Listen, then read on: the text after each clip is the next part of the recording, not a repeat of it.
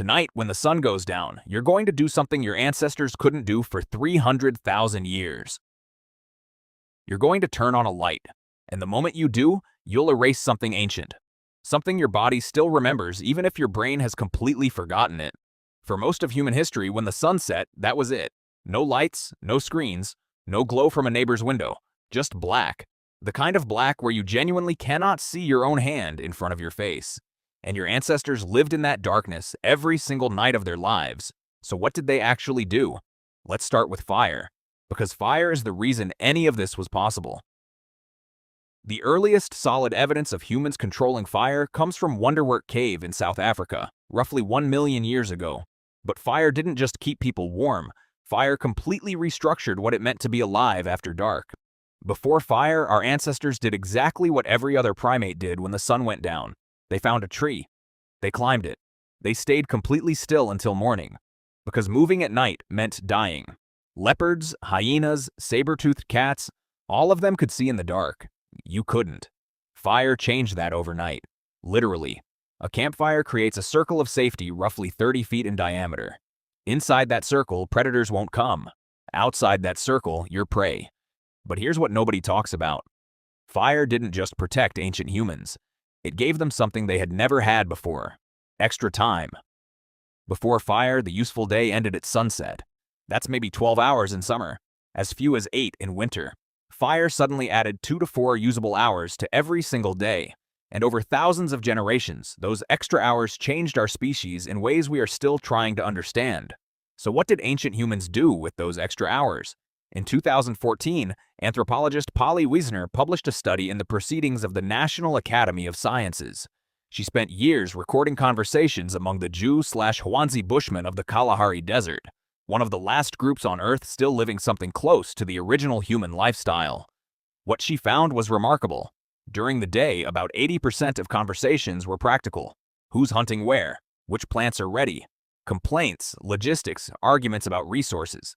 Daytime talk was work. But at night, around the fire, everything changed. 81% of nighttime conversations were stories.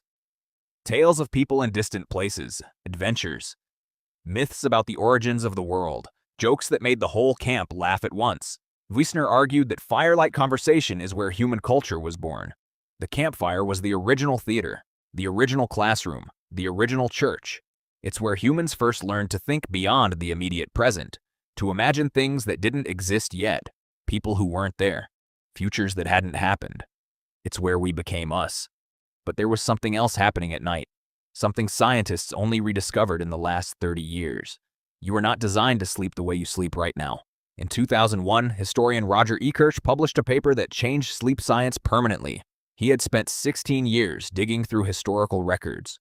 Prayer books from the 1400s, court documents, personal diaries, medical texts, letters from ordinary people, even passages from Homer's Odyssey. And every single one of them mentioned the same thing: first sleep and second sleep. Before the industrial age, humans did not sleep in one continuous block. They went to bed shortly after sunset, slept for about 4 hours, then woke up, stayed awake for 1 to 2 hours in the middle of the night, then went back to sleep for another 4 hours until dawn.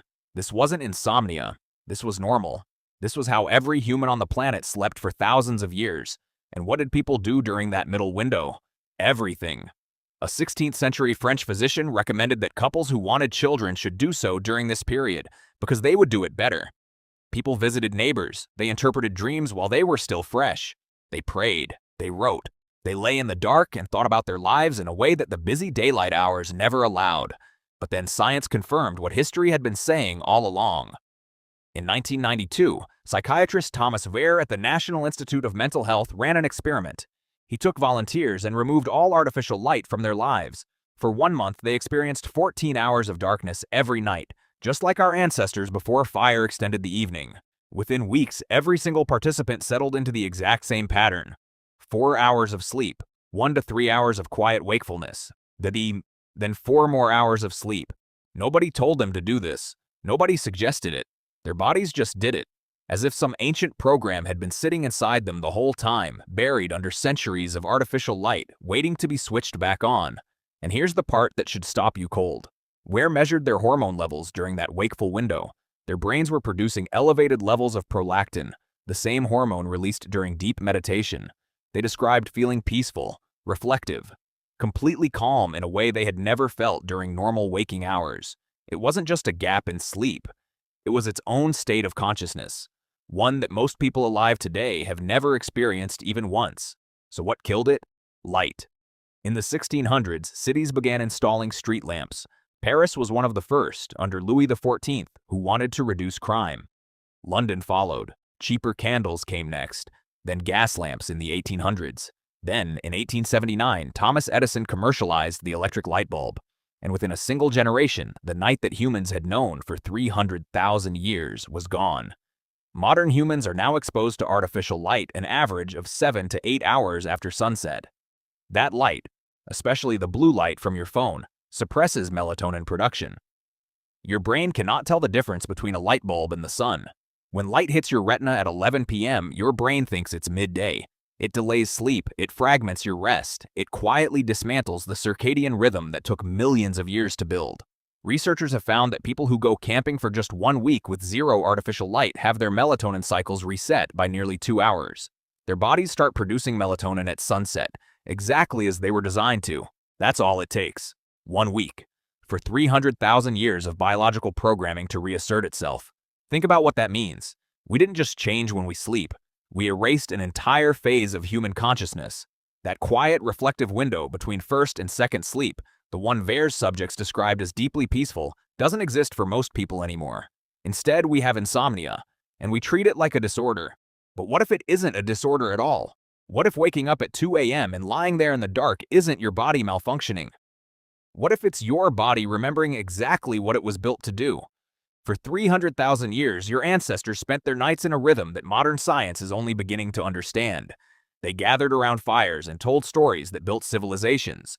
They slept in 2 phases with a window of quiet reflection in between. They lived under a sky so dark that the Milky Way wasn't something you drove to a national park to see. It was just the sky. And every night when they woke between first and second sleep, they lay in the silence and thought about their lives, their dreams, and the world they would face when the sun came up. We traded all of that for a light switch. And most of us never even knew it was gone.